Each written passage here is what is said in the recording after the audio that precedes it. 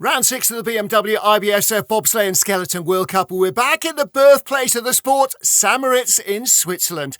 First action on a very snowy Friday from the men's skeleton. Olympic champion Sun Bin-yun making his first race of the season in the World Cup, kicking off his second run with a start record, looking to put Felix Kaisinger behind him. Yun had the worst of the snow in the first heat, improved on his second run. He was the leader as Yevgeny Rokoshwev of Russia came to the line. Rokoshwev tied with the Korean for the top 5 finish in the first heat, but he dropped behind in the second. Yun would lead, but both the Korean and the Russian would jump ahead of world champion Christopher Grother. With 3 to go, Thomas Dukurs at the line, Yun still leading. Dukurs could not hold his early advantage over the Korean though. Yun, twice a winner in the last 3 years on this track. Thomas Dukurs, a silver medalist 5 years ago, dropping down a couple of spots. Alexander Gassner was in the silver medal position, 2 tenths off the lead. Another big start from Gassner in the second heat, and then a great drive from below the horseshoe put him into the lead. Top speed at the bottom of the track.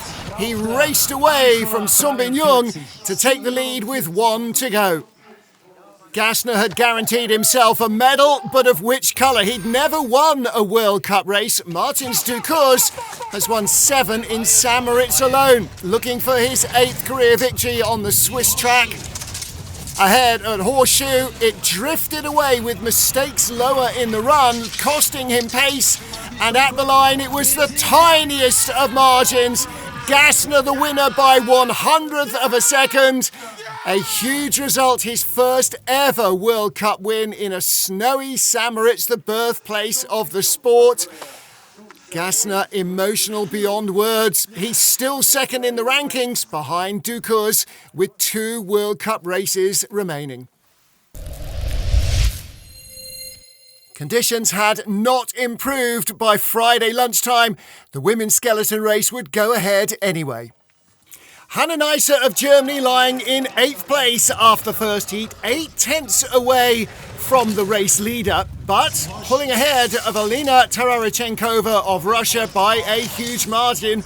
A 6 tenths of a second improvement on her snowy first heat for Neisser, giving her a chance at a medal shot.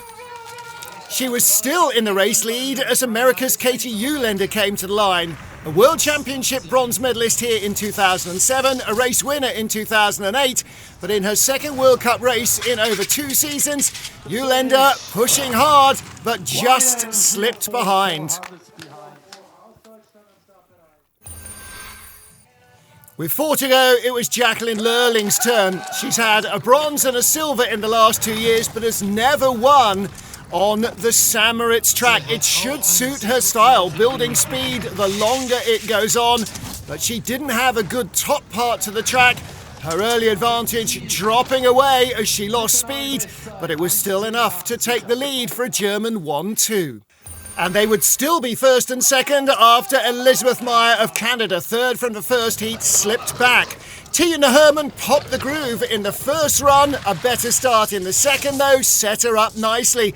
And another classic Hermann drive down the fast part of the track saw her accelerate away, and a new track record.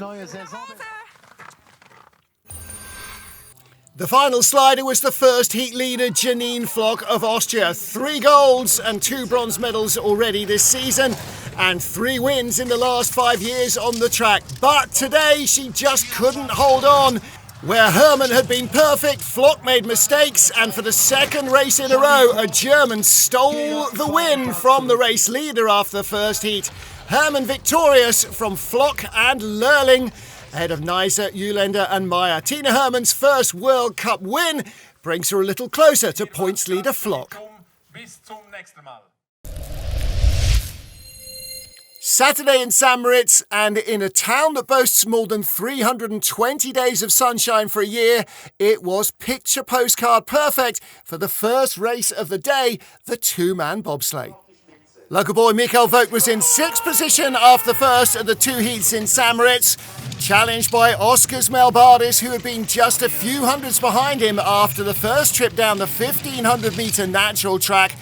And on the oldest, fastest track in the business, Vogt, the local boy, put in a new track record to go into the lead. He remained in the lead as we got to the top 4. Hans-Peter Hanikoffer had never driven down the track before this week and sees this World Cup as training for next weekend's Junior World Championships in St. Moritz. Nevertheless, he was still challenging for the medals, just a few hundreds outside the top 3. Good speed at the bottom, he would be no worse than 4th on his St. Moritz debut. Returning to World Cup action a week ago, Justin Cripps finished in the top 6 in Winterberg. Here he was in the top 3 on a track where he has never previously had a 2-man World Cup medal. In fact, the previous medal for Canada in 2-man was gold for Lyndon Rush 11 years earlier. Cripps put in a second great run to leave Hanikoffer trailing in his wake and guaranteed himself a first World Cup medal in St. Moritz 2-man. Top 2, last year's winner Johannes Lochner in the silver medal position after the first heat with 1900s to make up. High line in horseshoe and big speed down at the bottom of the track. Hansi Lochner and Florian Bauer have paired up twice and had medals twice. This would be a third. A new track record, the first under 1 minute 6. That laid down the challenge to Francesco, Friedrich and Alexander Schuler. They set a new start record, 200s quicker than their first at 5:02, and Friedrich was not done. On a track where he made his World Cup debut in 2012, losing his brakeman at the start.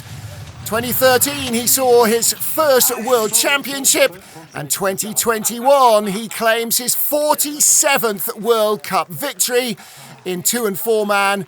A new record. Francesco Friedrich winning with a huge track record victory over Hansi Lochner, and he leads the World Cup standings with 2 races to go.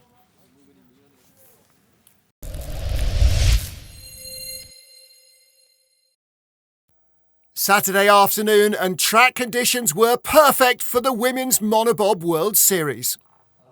Stephanie Schneider of Germany in her first monobob drive in 6th position after the first heat. A good strong start from the former brakewoman who's been on the back and the front seat of a 2-man sled.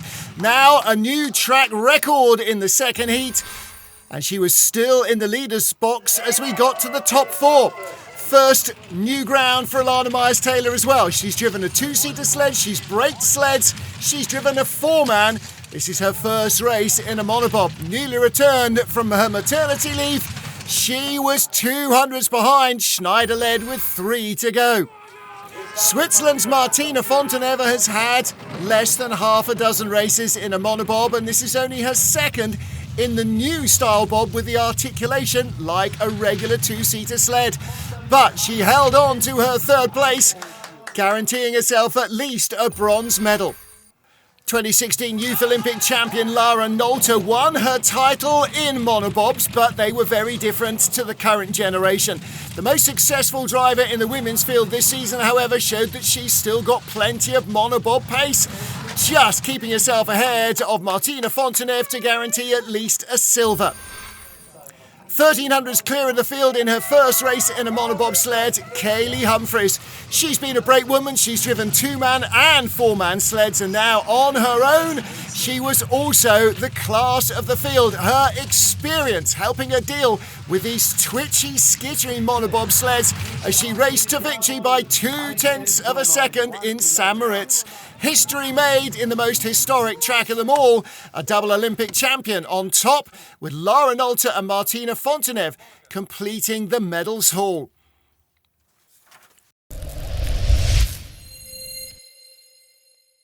Sunday morning dawned overcast in St. Moritz with snow in the air, but for the women's race it would remain clear. Switzerland's Martina Fonteneva started the second heat at the bottom of a top 5, covered by just 0.06 of a second.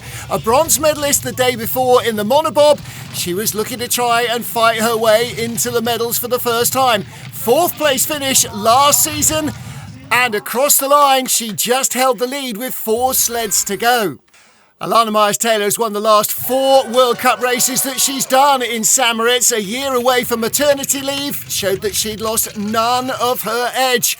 Just 400ths off the lead, 200ths ahead of Martina Fonteneva. But a big start from the American driver and her brakewoman Sylvia Hoffman gave her the advantage she needed, and she came across the line with another brand new track record. They're set every year on this handmade track.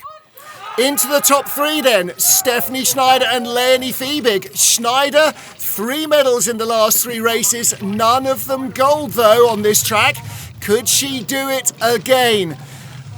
3rd place after the first heat, she had a good strong start, and despite hitting everything in sight, top speed at the bottom gave her the track record and the lead with 2 to go. And a story awaited. 22-year-old rookie Melanie Hassler, only 1 previous race on this track. Irina Strabel back from 18 months of injury and studying. The combination was just 100th off the lead from the first heat. They didn't quite have the pace to stay in front, dropping to 3rd with 1 to go. The Finals Sled, the Olympic champion Mariama Yamanka with Vanessa Mark behind her. A top 6 start in the first heat. They lost a little in the start in heat 2. And Yamanka could not find the speed she needed. Mistakes creeping in lower down as she tried to let the sled fly. And she dropped out of the medals. Schneider was the winner from Alana Myers-Taylor. And Melanie Hassler of Switzerland claiming the bronze medal with Irina Strabel, the first Swiss medal in St. Moritz in 6 seasons of women's bobsleighing. And the absent Kim Kilicki now drops to 4th in the World Cup standings as Catty Bile takes over with 2 races remaining.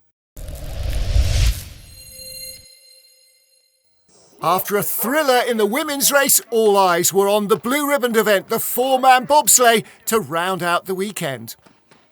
Latvia's Oskars Melbardis, 3 times a winner on this track, once as a brakeman and twice as a driver, found himself in 5th place after the first of our 2 heats.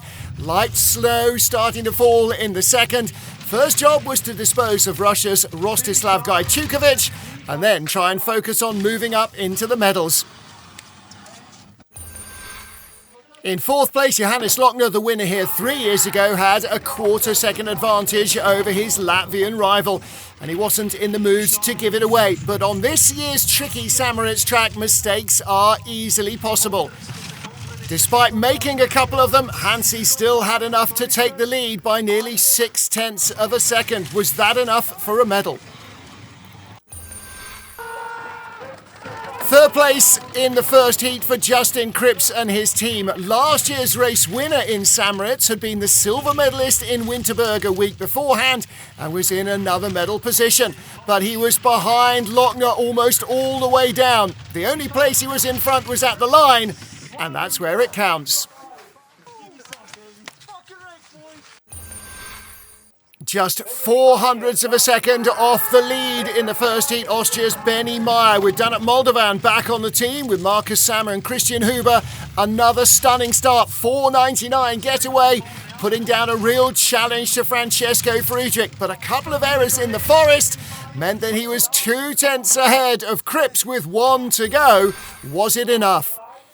Friedrich and his team had set a start and track record in the first heat. They broke the start record again in heat 2. And sure enough, Francesco Friedrich, despite making a couple of errors early on, had realigned his sights after the first heat and soared away to win by a handy margin with another new track record. Over a quarter second better than Benny Meyer on that run alone. Friedrich the winner from Meyer and Cripps, the same podium in a different order as the last time out, and Friedrich leads our World Cup standings. Another fantastic race weekend in St. Moritz is done and dusted. We head on to the final 2 World Cup rounds of the season with Koenigsegg Bavaria next up.